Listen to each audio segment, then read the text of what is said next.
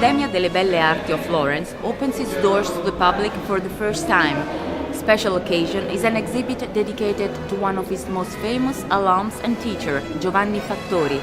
The artist remained tied to the institution literally for the rest of his life. He breathed his last breath in a classroom here 100 years ago. The exhibition is called I luoghi di Fattori, and it is the third of many events that the city of Florence is dedicating to the macchiaiolo painter on centenary of his death.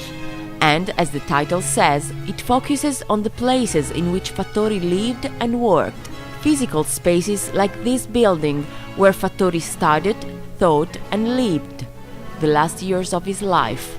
The prestigious Accademia delle Belle Arti has been the fulcrum of the artistic life in Florence since the time of Vasari and Michelangelo. It was the first of its kind in Europe, and it still hosts students from all over the world. Some of their works, as an homage to Fattori, are featured in a section of the exhibit. Also, the painter's emotional spaces come to life through his art and the art of his fellow teachers and friends.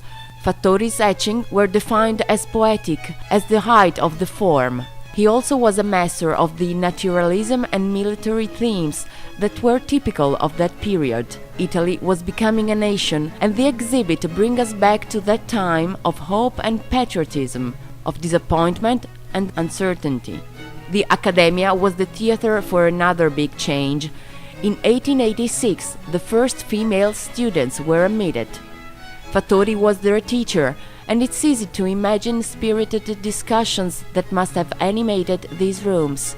The 130 works on display, including paintings, etchings, sculptures and photos, offer a glimpse of Florentine society in the second half of the 19th century.